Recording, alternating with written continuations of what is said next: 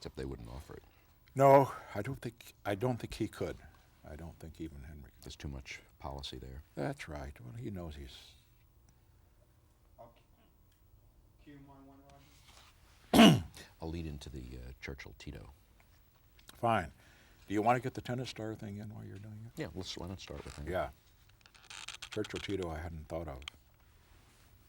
It's a good story. We already got the plus 10%, didn't we? Yes. Frank. That's, you should work into this too.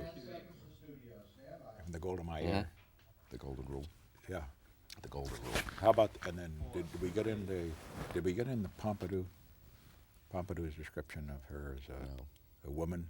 No. I mean, are you sure? Would you Okay. like that? You know what I'm Yes. referring to? That was a famous story, you know, where we have troubles in two parts of the world. I think it's worth getting in because it's about Indira Gandhi too. Pompidou.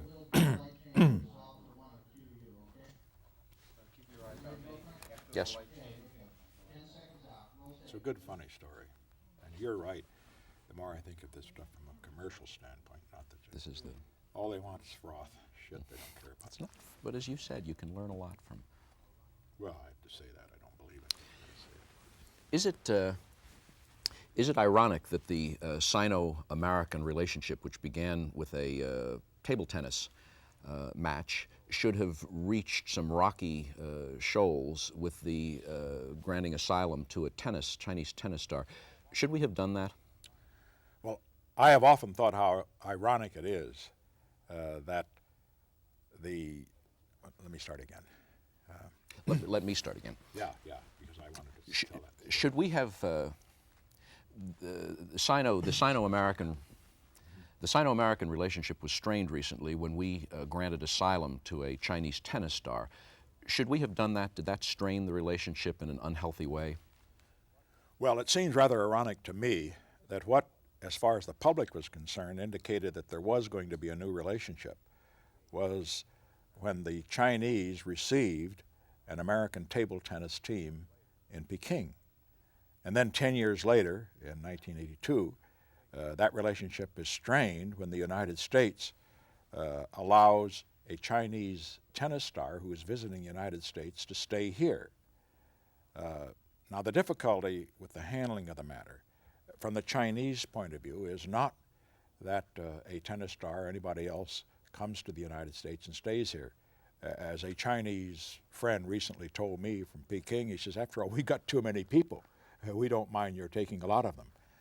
I think what really turned them off was that the tennis star was portrayed as being given political asylum. And that, of course, was a loss of face for them.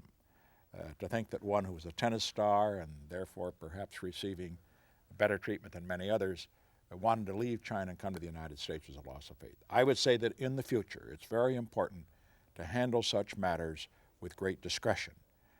There are going to be times in the future, I'm sure, where visiting Chinese may want to stay. But we should work it out so that it doesn't embarrass the Chinese government for another reason.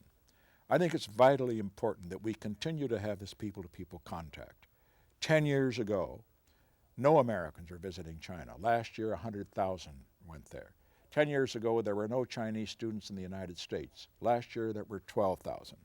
I want there to be an increase in that way, because while that isn't going to change our relationship immediately over the long haul, that people-to-people contact brings us closer together. Didn't President Pompidou raise a question about Golda Meir's feminine qualities? Well, when we speak of Golda Meir and the fact that she is very tough and strong and acts like a man, it's always reminded me of a conversation that we had with President Pompidou in the Azores. This was in 1971. And at that time, we were having problems in South Asia between India and Pakistan and also in the Mideast. And Bill Rogers, who was sitting by Pompidou, was trying to lighten up the conversation at dinner, and he reflected on the fact that things were going pretty well in the world except in two areas. And he said in both areas, women are in power. He said, for example, in South Asia, between India and Pakistan, we have Indira Gandhi in power. And then in the Mideast, in Israel, we have Golda Meir, another woman. Pompidou sort of raised his eyebrow and said, "Are you sure?" Didn't Pompidou, though, in fact, have a very strong respect for her qualities? I should not leave the impression that President Pompidou said that in a downgrading way or as a matter of fact, disrespectful way. He respected her. He described her to me as une femme formidable. He felt that she was a strong person, a very formidable person, and he respected that. And in fact, he was simply saying that he appreciated the fact that she did not try to use her feminine wiles in order to get her things across. Pompidou did not like Mrs. Gandhi. I know that. I think he respected and maybe even liked Golda Meir. Did you like Mrs. Gandhi? I didn't think of her in terms of liking or disliking. I thought of her in terms of representing a country, India, with 600 million people, that was a very important country in that part of the world and with which the United States wanted to have as good relations as possible. Under the circumstances, therefore, I respected her, but I never knew her on a personal level. Let me put it this way. I didn't know her personally in a way that I would like her or dislike her. Are there leaders that are susceptible to feminine wiles in other leaders? Could there be an advantage to a country of having a female leader when it came to a summit conference or a face-to-face meeting? Well, I think there is a tendency on the part of many men not to want to push a woman too far in a meeting. Let's face it, there are different rules. Oh, I know in these days on anybody who says that, he's supposed to be a sexist or whatever they call it, and this and that and the other thing. But I do know that most of the leaders I have met have great respect for women, and they're going to treat them differently from the way they treat men. The way I'd put it is this way. I played a little poker in my time. And believe me, don't ever let me in a poker game where I've got to be easy on somebody else. Unless you can be ruthless in a poker game, you're going to lose. And in negotiations, it's, I think, to some advantage to have a woman on your side because you need every inch that you can get in the negotiations, and if she can win you an inch by the fact that her opponent or your opponent is going to treat her a little differently, a little more respectfully, not as toughly as he would a man, that's something to be said for it. Do you think we'll have a woman president in this century? Possibly. A woman vice president, certainly. I would expect a woman vice presidential candidate to make a pretty good run at it in '84, possibility of there being one. I think in '88, there probably will be a woman vice president, more likely, incidentally, Republican than Democrat. Why is that? Because Republicans have been running very poorly among women in recent years, and that's a way to reach out. I'm not sure that it would help, but many people think that it would. Because we ought to remember there are many women that don't want a woman vice president, just as many men don't. But be that as it may, there are many women that do. I think what really is going to count is whether a woman comes along who is strong enough that people would feel comfortable that she would make a leader, one like a Margaret Thatcher, for example. I would say by the end of the century, the likelihood of a woman president is considerable. But before that happens, a woman must be vice president or secretary of state or secretary of defense. Those are the three top jobs that are stepping stones to the presidency. Until that happens, no woman is going to go, unless they come from those stepping stones, directly to the presidency. But it will happen inevitably. Do you think that the fact Golda Meir had lived in the United States before she went to Israel affected her conduct at all as Israeli Prime Minister?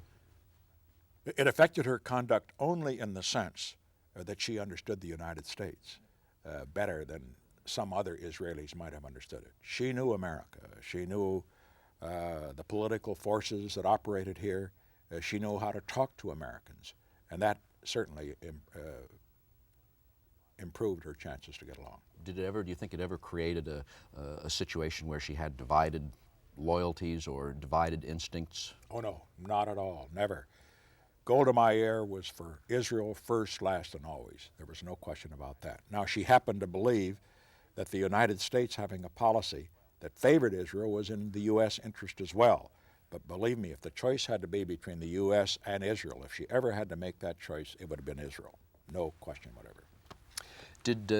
Despite your special relationship with her, do you feel that she mobilized or appealed to American Jews or to the Jewish lobby, the political lobby in America, to affect your decision making? Oh, I'm sure she did. And did you feel that? well, I don't. It isn't a question of whether I felt it. The fact is that American Jews support Israel, and I understood that. And the fact is that every Jewish prime minister that I have known has enlisted American Jews to bring as much pressure as possible in the political process on American presidents. That's understandable. I don't object to it. Now, a president must not go along with it on occasion, because let me explain something about what is called the Jewish lobby in this country. In the first place, Jews, understandably in the United States, because of what happened in World War II, because of the Holocaust, are going to put first priority on the survival of Israel. Now, as good Americans as they are, they believe that America's survival and security is directly related to Israel's. In other words, their belief is that being for Israel first means that does not mean you're putting America second, because they think it goes together. An American president, however, has to approach it in a different way, in my opinion. He's got always to think first of what is best for America, and that's true whether it has to do with the Israelis or whether it has to do with the Irish or the Germans or what have you, or the Poles, etc. Usually what is best for America is also best for Israel and vice versa.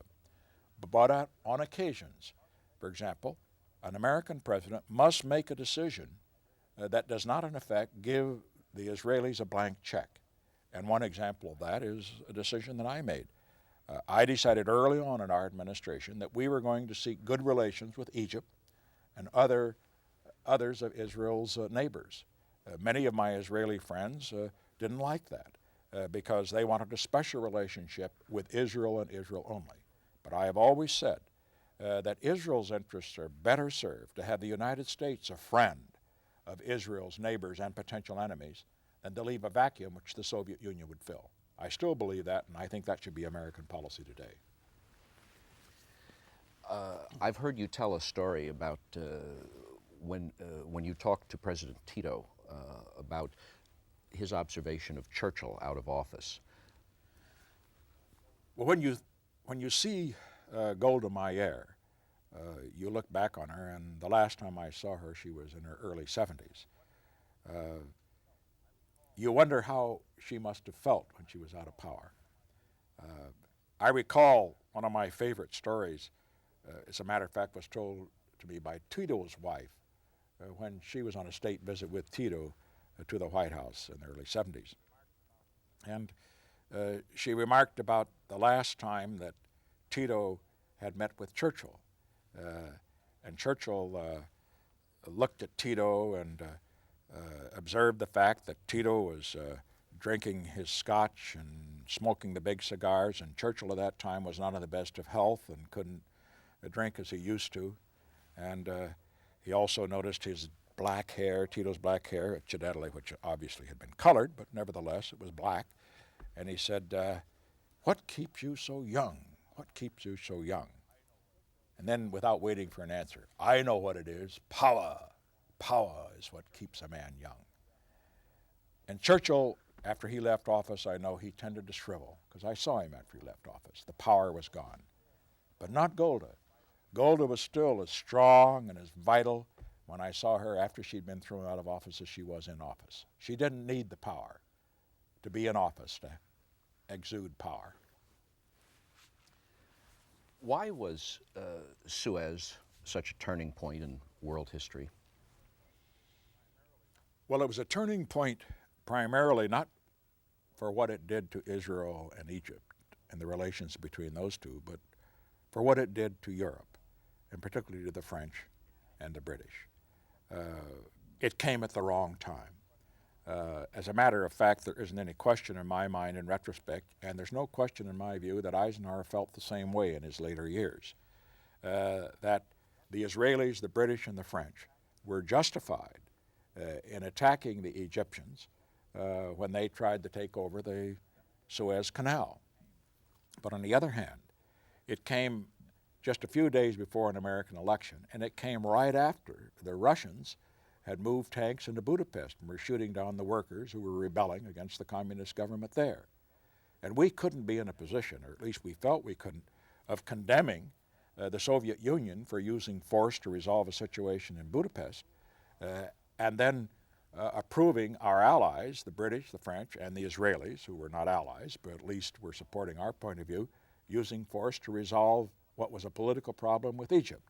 So under the circumstances, President Eisenhower took the position that we would oppose it, and we forced their withdrawal. Now what happened is it didn't help us with Nasser. He had been anti-U.S. before. He banked that and then kept on being anti-U.S. because that served his purposes in the radical Arab world.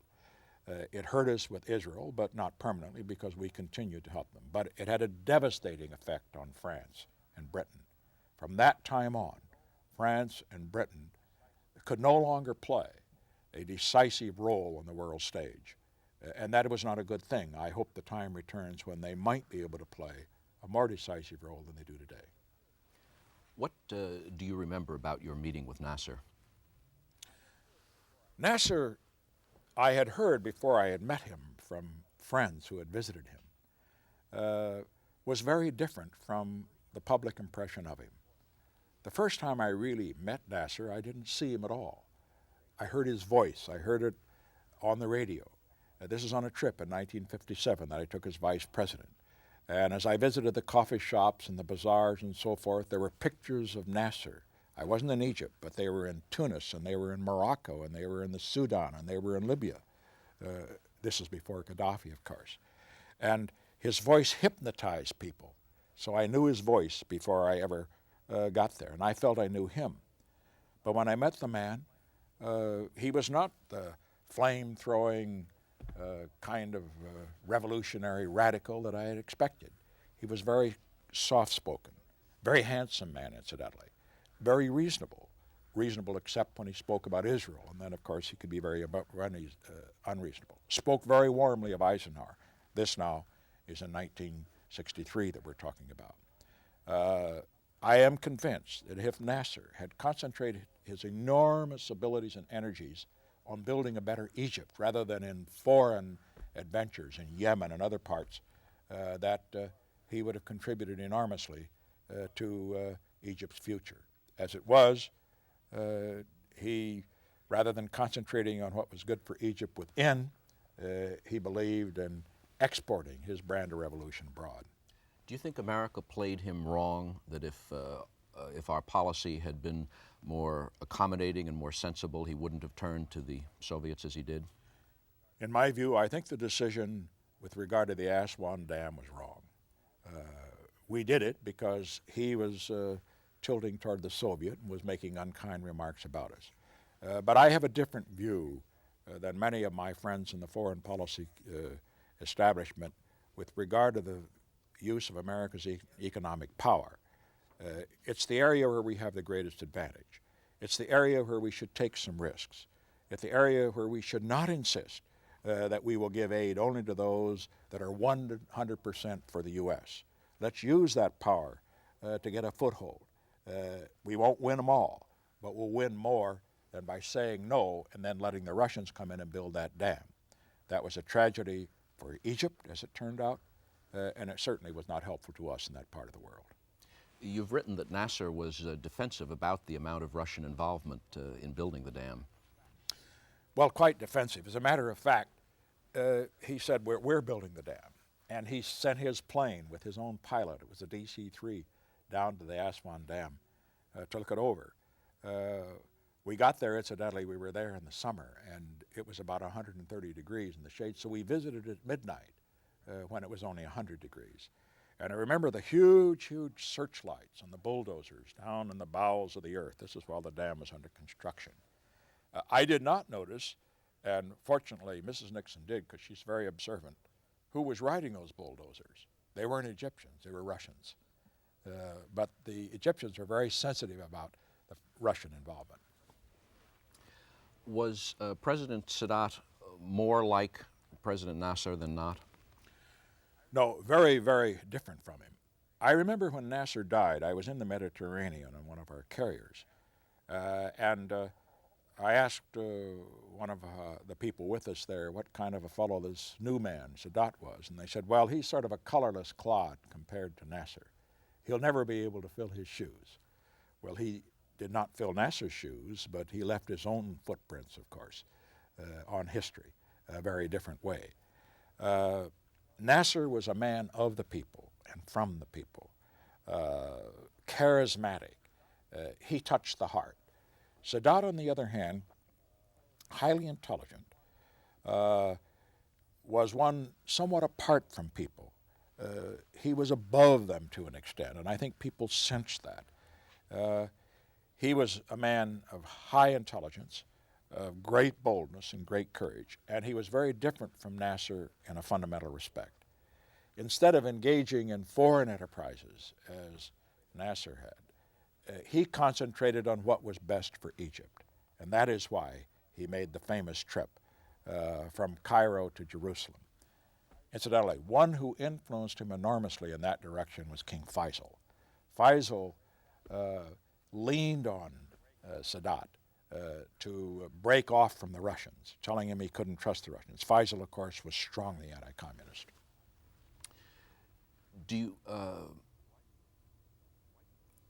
Why do you think that Sadat is revered in the West, but is very highly criticized in the Mideast? There's several reasons. The first reason is that Sadat broke ranks with other Arabs in going to Jerusalem. He broke ranks with other Arabs in making a deal at Camp David.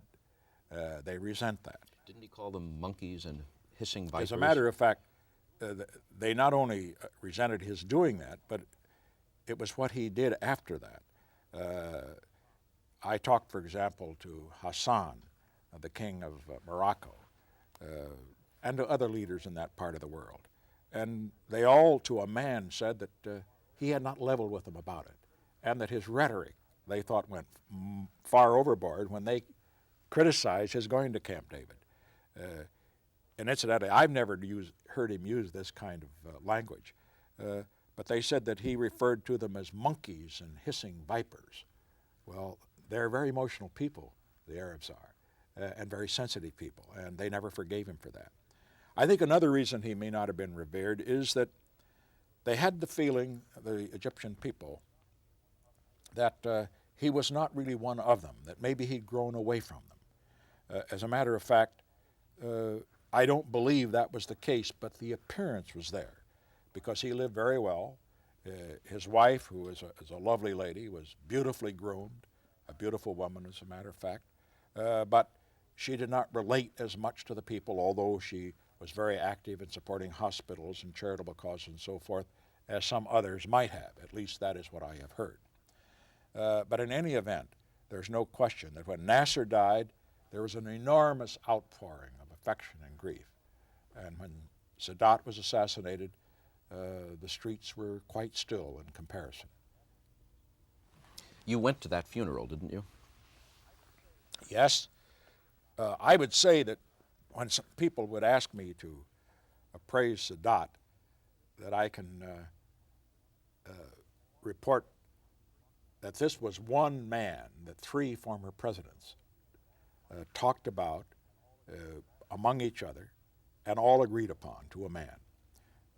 We had a long plane flight from Washington to Cairo, over 10 hours. It was all night long. We didn't have any bunks in the plane, so we talked all night, except for getting a few snatches of sleep from time to time. Was it the first time the three presidents, Ford, Carter, and Nixon, had been together? It was the first time, not really the first time, no. It was the first time that Ford, Carter, Nixon, and Reagan had been together, but the first time we were together was at Humphrey's funeral. We were there, although we'd never had any talks then. This is the first time we'd ever had a talk. So all night long we talked about Sadat and the Mideast and what he meant. We agreed that he was one of the most intelligent men we'd ever met. We had agreed that he was one of the boldest and most courageous men. And we agreed, too, that he had shown great vision, vision in looking over the problems of the moment and looking to the future, in making his trip to Jerusalem and agreeing to what he did at Camp David. But I knew him in another respect that the other two did not know him. And I told them this in the plane, and I thought they were quite moved by it. That was not the first time I'd gone to a funeral in Cairo. It was only about a year before that I'd gone to the Shah's funeral, which was in Cairo. And when I was there, I was the only dignitary of any rank who came to the Shah's funeral, because here the Shah, who before everybody was bowing and scraping before him, the heads of state and government and so forth, because he was rich and powerful and so forth, and now they all avoided him because he was out of power.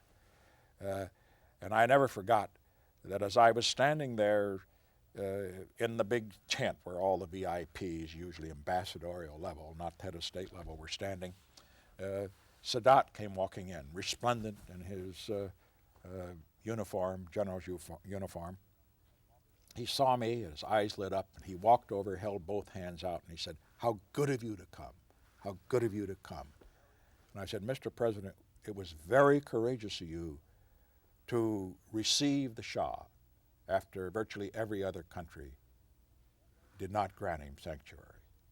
And he said, "Courageous, sir? It isn't courageous to stand up for a friend." And that loyalty went further than that even.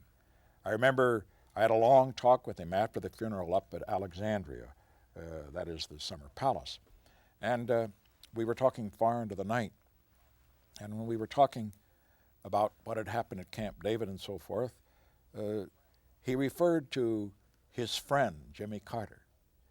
Now, let's understand when this was. This was at a time, before the elections in 1980, when Carter's stock was very, very low, when it appeared that Reagan was going to win, and when he knew I was for Reagan, because I told him so, and told him that I thought Reagan would be very reasonable toward him, despite the fact that he was a little concerned that Reagan seemed to be totally pro-Israel, as he had in some of his statements. But he refused the opportunity to do what most politicians do, to say what he thought I might want to hear, that Carter was not all that good. He said, "My friend, Jimmy Carter." Now that's Sadat. That's quite a man.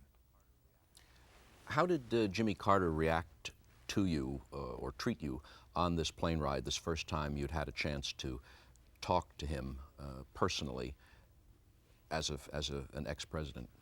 Oh, very well. He was a gentleman, and Mrs. Carter, who was on the plane, was a lady. We hit it off very well, I thought. Did you consider bringing Mrs. Nixon? No, she can't take these long flights. She could, but you understand, it was even hard on me. 10 hours on an airplane without a bunk and so forth, she can't do that anymore. And Mrs. Ford did not come either.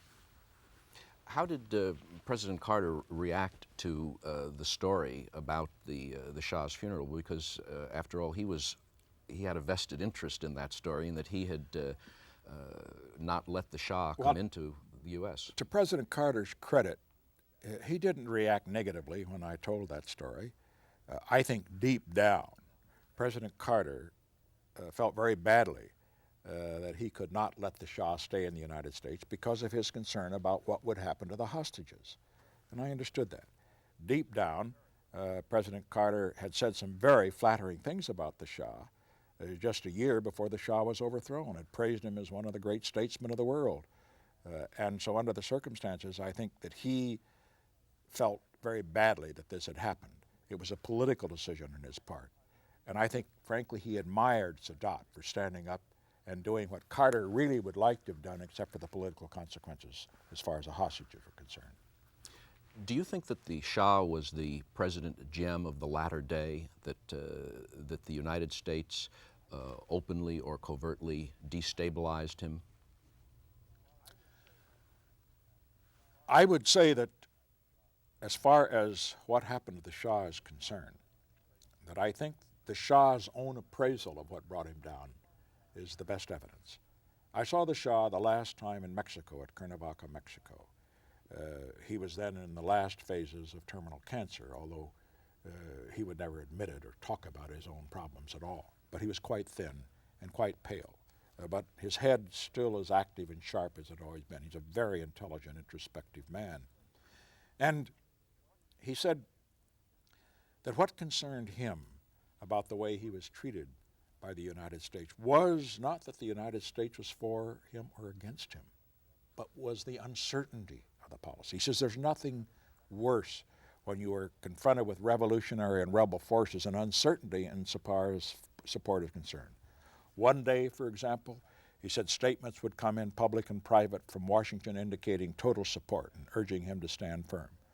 The next day, there would be some story leaked from a high-level aide, printed all over the world and given particular credence in Tehran, to the effect that lower-level or second-level people in the administration were meeting with Khomeini and others who were out to knock the Shah off, or out, as the case might be. And then the next day, there would be a story to the effect that in the event that the Shah left Iran or was overthrown, the United States would be prepared to accept any government that the people chose. Well, he said all of this had the effect of encouraging his enemies and, of course, discouraging his own supporters. He said that was a mistake. And I believe it was a mistake, too. As a matter of fact, what happened to the Shah, I think, could only be interpreted in that part of the world and other parts of the world as well, is that it is dangerous to be a friend of the United States, and it may pay to be an enemy. I think what we have to understand is that the Shah was the best friend of the United States in that area, in the whole Persian Gulf area, and it was Israel's only friend. The Shah, we must remember, in the 1973 war, furnished oil for our Mediterranean fleet when the other countries in the area had cut it off. And the Shah tied down the Iraqi forces by supporting the Kurds against the Iraqis so that they never got involved in the 73 war. And I know that the Shah, when he spoke in Mexico about what had happened, that he could not understand why it was that among his critics in the American media, there were some of Jewish background, not all, but some who were among his most violent critics because they were liberals and they thought he was too reactionary and the rest. And he just couldn't understand that because he was the only friend that Israel had in that whole area of the world. Why did you go to his funeral? First, because I knew him better than any world leader I have met over the past 37 years of public life in and out of it. I met him first back in 1953 when I was a young vice president and he was a very young Shah in his early 30s. And I met him over 10 or 12 times after that. I found him to be a very sensitive man, a very intelligent man, one who understood the world as well as any leader that I had met, who could talk about India or Pakistan or China or Latin America with, frankly, as much perception and sophistication as any American leader could possibly talk about it. And I had great respect for him. And I think the major reason I went, though, I must say, was because I was concerned that our own government, again, I suppose, because of the hostage situation, was not going to be represented at the funeral by a high-level person. Were you concerned that your going might embarrass President Carter? No, not at all. As a matter of fact, it occurred to me that President Carter probably deep down wished he could have gone, but he couldn't. He didn't feel that he could because of the hostage situation. No, I went because the Shah was my friend. He was a friend of the United States, and I thought that some high-level individual from the United States ought to be there. You see, the important thing that we've got to get across to the people in countries that are wavering between standing with us or going in the other direction or remaining neutral is that the United States is not a fair weather friend, that we will stand by our friends and allies when they are down as well as when they are up. Now, that may not make good diplomacy, but I think it in the short run, but in the long term, I think it's absolutely essential if we're going to build the kind of support and respect and confidence in the United States that we need to have. The Shah is generally accepted as having been a very repressive and oppressive ruler. His Savak tortured and killed. He lived in considerable splendor and opulence while there was terrible poverty in his country. In your book, Leaders, you write that he was not ruthless enough in quashing those who threatened his nation's stability. Do you think he should have been more ruthless? Yes, I do, particularly in view of the fact that his opponents were not those who were basically more liberal, but because basically they were reactionary. They were the true reactionaries. Let's look at the Shah for just a moment and look at him very fairly. He actually was a progressive in a number of ways. He instituted a land reform program. He instituted a literacy program. He sent thousands of students from Iran to the United States, and particularly the United States, to study, and in other countries as well. He liberated women. The irony was that those he liberated, the women and the students he sent abroad, they came back and joined the revolutionary forces. And the irony was that the Shah, being progressive, was attacked as being reactionary and conservative on these particular issues, whereas his opponents were the reactionaries. Putting it very bluntly and very simply, the Shah was trying to move Iran into the 20th century. His opponents, Khomeini et al., wanted to move Iran back into the Dark Ages, and that's what they've done. Now, there was some repression, true. Now there is total repression. There may not have been enough land reform. Now there is none whatever. What I am simply suggesting is this, that when we look at the Shah, we have to look at him in terms of what he confronted. And he confronted revolutionary forces there that were not working, in my view, for what was best for Iran and certainly not best for ourselves. And most important from the United States standpoint, instead of having a friend in Iran, we now have one that is not only not a friend, but one that considers us to be the great Satan. Can you say that if you had stayed in office that you would not have allowed the Shah to fall? I would not have, no. I would have been steadfast throughout. I would have made it very clear down through the bureaucracy that there was to be absolutely no contact with those that were trying to overthrow him. I would have had a very good study made of Khomeini's background and would have found that exactly what kind of person he was, because by studying his background, they could have known that he was going to do exactly what he's going to do. The man is a radical reactionary. He's not a progressive in any sense of the word. If you had been See, the choice basically was not between the Shah and somebody better. The choice was between him and somebody worse. And it's very easy for me to make that choice. If you had been confronted with the worst case from that point of view, and the Shah had been overthrown and hostages taken, and you were president, would you have taken him into the United States? Absolutely. I would have taken him into the United States, and as far as the hostages was concerned, I would have handled that a little differently too.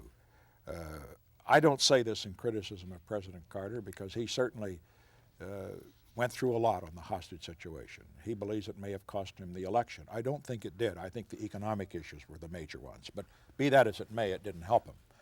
But as far as the hostage situation was concerned, American foreign policy can never be made hostage to hostages. That's why hostages are taken, for purposes of blackmail. And we mustn't let that happen. And for example, when President Carter was asked about the hostage situation, he went overboard in saying that our first and then only concern was the safety of the hostages. Now, that is a concern, but our major concern is what happens to Iran, what happens to the relations between the United States and Iran. And in this respect, I would never have said, as President Carter did, that I rule out the use of force in order to get the hostages back. All that did was to encourage those that had captured them and were holding them in captivity, not to give them up. I remember President Eisenhower during our administration and the vice presidential days used to say on occasion that he had learned as a military commander that it's very important never to tell your enemy what you're going to do, because then he'll be ready for you. But he says it's just important never to tell him what you're not going to do, because then that will encourage him to do things he otherwise might not do. And in this case, that was a mistake, in my view, to do that. The other thing I would say is that with regard to the hostage rescue operation, that President Carter and the Pentagon, I assume they are the ones that joined in the decision, made a mistake and are not, again, following out an Eisenhower dictum. And that dictum is that when you make a play of that sort, you always assume the worst.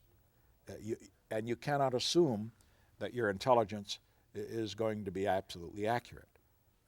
I have a very interesting reaction in that respect that Eisenhower had at the time of Lebanon in 1958. As everybody will recall, in 1958 in Lebanon, there was a crisis because the government there was under attack. There was a possibility the Soviet Union might intervene, and Eisenhower had to make a decision as to whether or not to send Marines in order to establish peace. And I remember the briefing that occurred in the Oval Office, and Eisenhower heard Allen Dulles, the head of the CIA, and Foster Dulles, the Secretary of State, brief him and to recommend that we send in a Marine group in order to keep order. And when they gave their report, they indicated that they did not think there would be any intervention from the standpoint of the Russians, and then that it would be a peaceful operation. And Eisenhower sat back, and after they had given this report, he said, "Foster, let me ask you something. Let us assume our intelligence is wrong. Are you prepared to take the next step?" And Foster Dulles thought a long time. He said, "Well, Mr. President, I'm 90% sure that there will be no problem. But if there is, yes, we should be prepared to take the next step."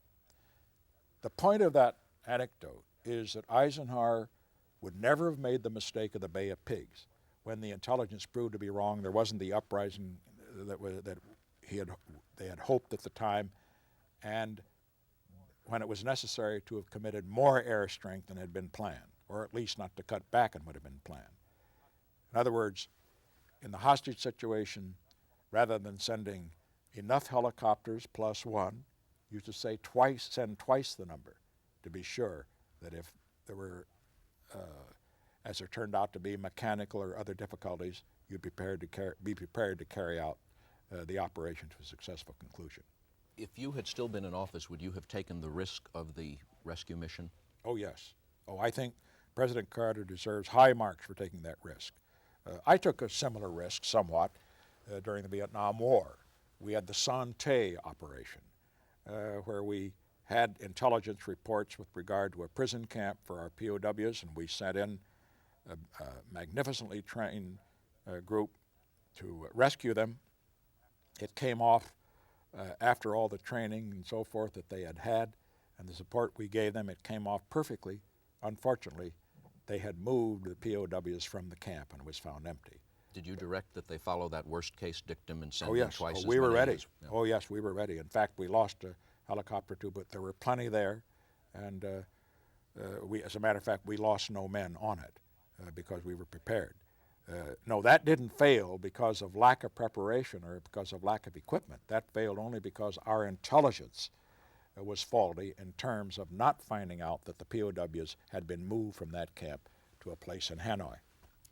In practical political terms, could you have resisted the tremendous domestic feeling and pressure against the Shah at the time if you had been in office and had invited him into this country?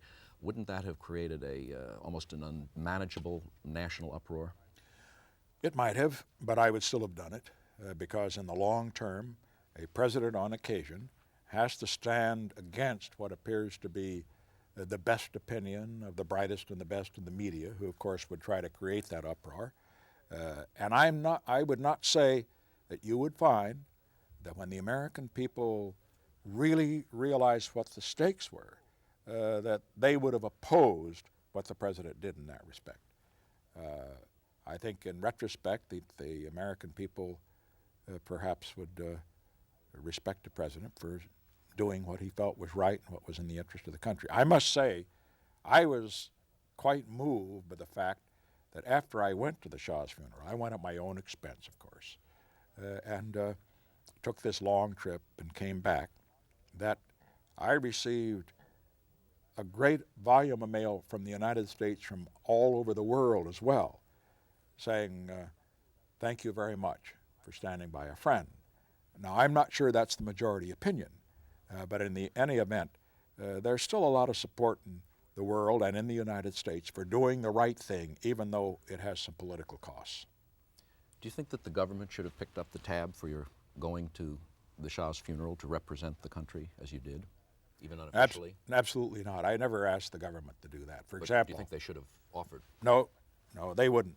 I wouldn't expect them to, because basically, if they were to pick up the tab for that, why didn't they send me on an official mission? No. As a matter of fact, in all of my travels abroad, I don't ask for government support.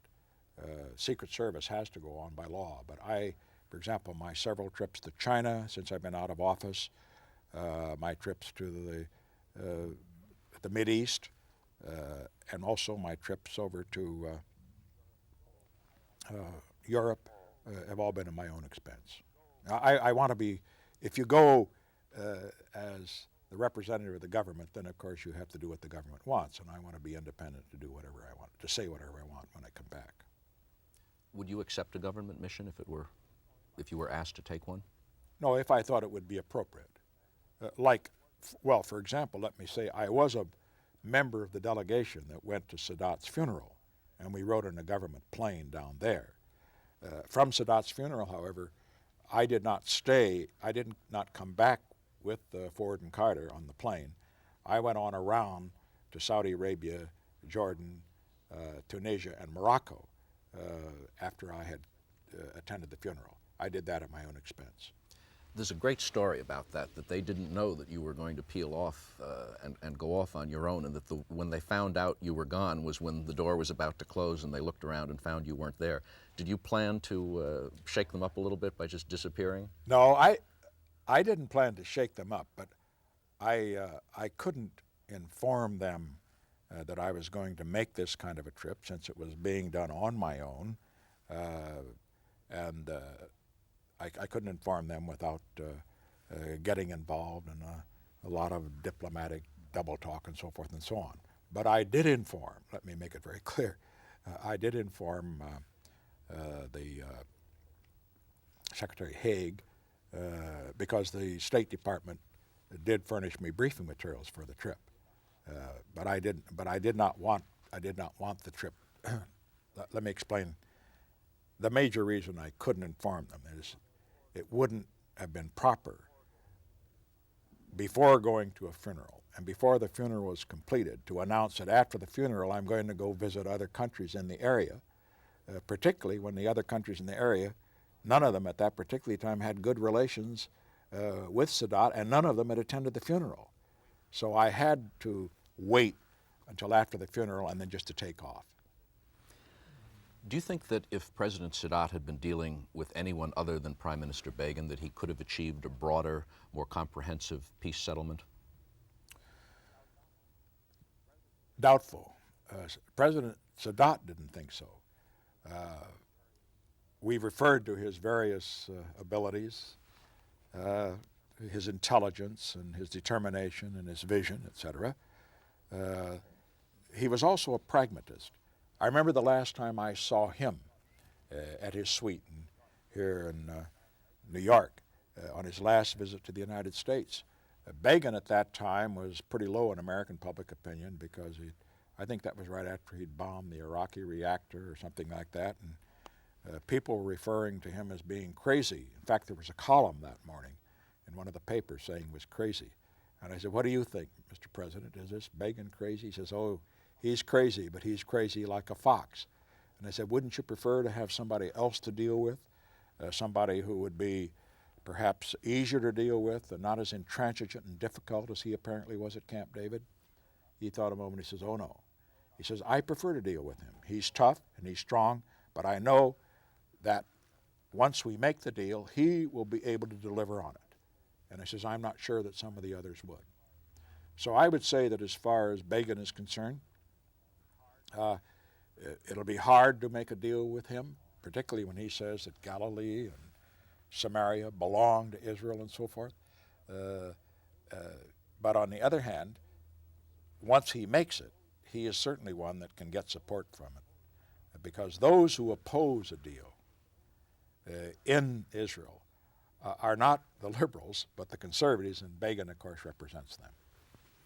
Some observers say that because of Begin's aggressive and tough and as some people see it, unpleasant personal characteristics, he does Israel's cause harm with United States public opinion. Do you think that's true? I think he does in many respects. For example, I do not think that if it had been Golda Meir or Rabin, that the whole Lebanese operation would have received the bad press that it did in the United States that it did with Begin, because Begin was so hard-nosed and tough all the way through. On the other hand, there's a lot of grudging respect for him too in this country. I mean, this country doesn't like to lose. This country likes to see another nation stand up for its rights. And so under the circumstances, I think Begin has some support. But I think in overall terms, his personality was not particularly a pleasant one for most Americans, particularly when Israel was engaged in what many considered to be was inconsistent with Israel's basic ideals.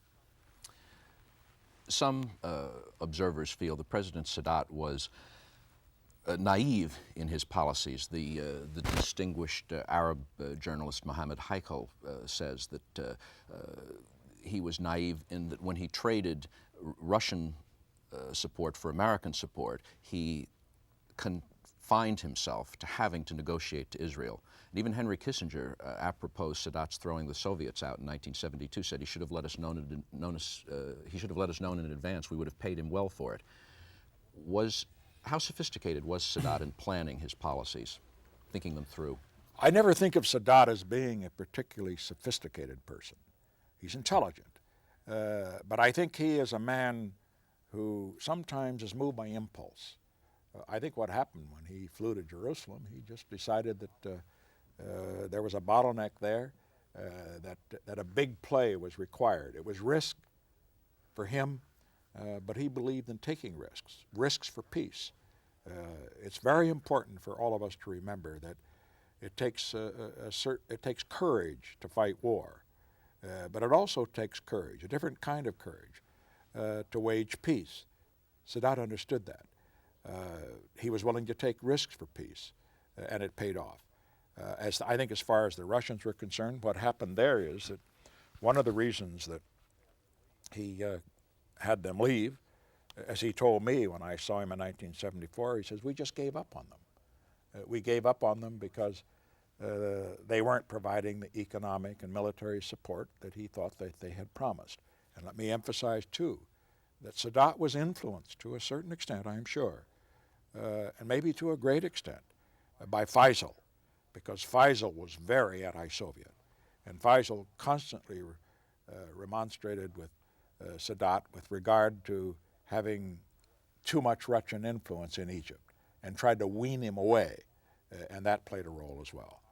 So maybe it's just possible that Sadat should have played it in a tougher way and have said that the United States had to pay a price in order for him to throw the Russians out. But that was characteristic of Sadat. He did what he thought it was right, and incidentally, it was the right decision. Let me say another thing that set up Sadat's doing what he did with regard to renewing relations with the United States. That occurred because Sadat was convinced after the 73 war, where you've got to understand the United States supported Israel with an airlift at a time that Israel was about ready to be overrun by the Egyptians and the Syrians. That nevertheless, he, very shortly after that, the ceasefire ended that war, resumed diplomatic relations with the United States. And I think he did that because he realized that the United States could do something for him in terms of peace that the Russians were unable to do in terms of waging war. And he also did that because he was convinced that while there was no question about my being pro-Israel, he felt that being pro-Israel, as far as I was concerned, did not mean that I would be anti-Arab or anti-Egypt. As a matter of fact, he had a very candid talk with me on that '74 trip about the American political scene. He'd followed our elections pretty closely. And he realized that, except for Eisenhower, I was the only American president since World War II who had been elected without substantial Jewish support. He felt that I would support Israel, but he thought I would not be unfair to Egypt or anti-Arab as a result of that support. And he was right. That's why those are among the factors that got him to move as he did. On that last trip, the 1974 trip, did he mention Watergate to you at all? He did not mention it, but his wife, interestingly enough, spoke to Mrs. Nixon about Watergate. Now understand, this is before Camp David, before the so-called détente between Egypt and Israel. But she said that they in Egypt just couldn't understand Watergate at all, and that they thought it was a conspiracy, and that she and many Egyptians thought it was a Jewish conspiracy. I don't think that was the case, incidentally, but that does show that there was still a strong anti-Jewish sentiment back in 1974, which of course still is there.